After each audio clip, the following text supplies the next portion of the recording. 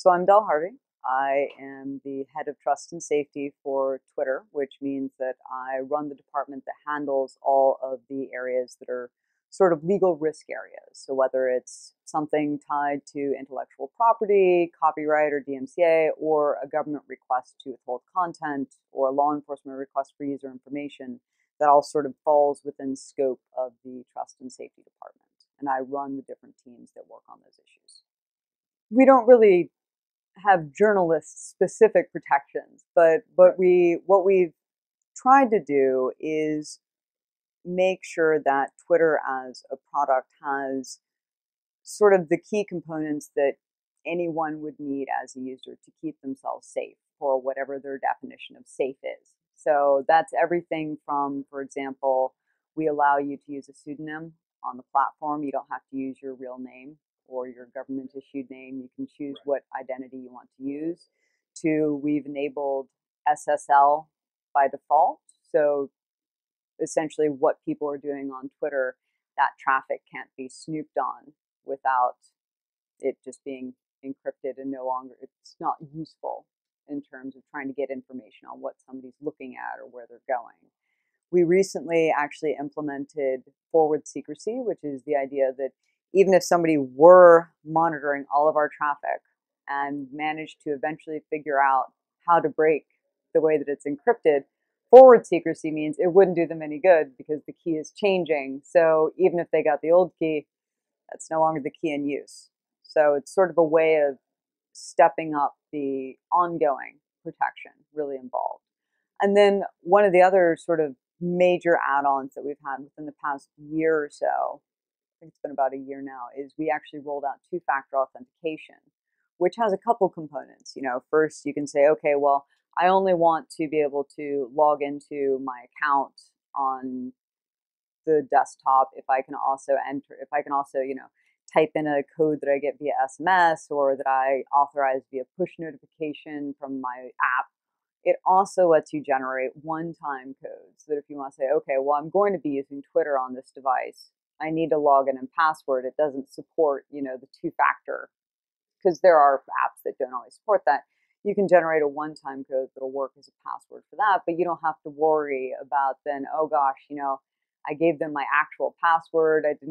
It sort of makes that additional step there for users who want to make sure that there's nobody logging in after them, so to speak.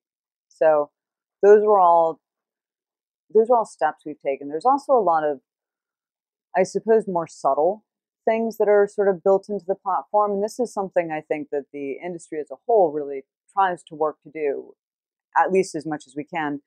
And that's around making sure that users know what information we have about them and making sure that they know what they're doing.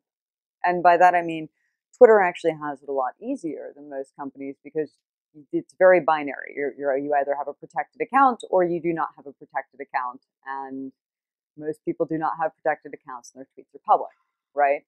But one example of, how we try to think about data is we actually you have to say, okay, I want to geotag my tweets and then choose to geotag a specific tweet. And even though you've already opted in twice, we still have a button in the settings that lets you delete all the geotag information from old tweets without deleting the tweets themselves. So it's those sorts of user controls and opportunities for user education, I suppose, that we really try to find and then take advantage of. It's a tough challenge in a lot of ways simply because of scale for the most part. The statistics are a little mind-boggling when you look at them because, for example, I've been at Twitter now over 5.5 years, which is forever in internet time. But back in January 2009, we had about 2 million new tweets a day. And in January 2014, we have over 500 million tweets a day, which I think is last time I think I calculated, it's a 24,900% increase. Wow. And it means that what took a full day back in January 2009 now takes a little less than 6 minutes. So just the volume that exists, and I think it's an industry-wide challenge. The more that there is of something, the more likely that something will happen. With 500 million tweets a day, a 1 in a million chance happens 500 times a day, which means that edge cases, the things that used to be rare, the things you used not to see, now are happening kind of frequently. It's just a really interesting sort of challenge to try to think through and assume the most unlikely things will absolutely happen.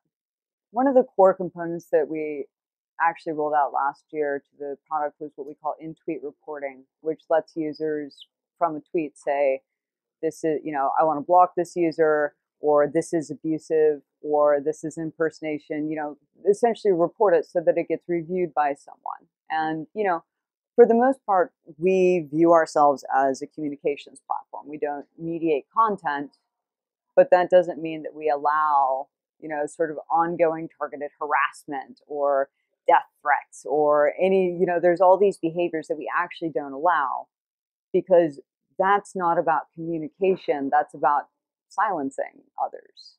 So we do a lot of thinking about how we can balance making sure that people are communicating freely while not silencing others in the process.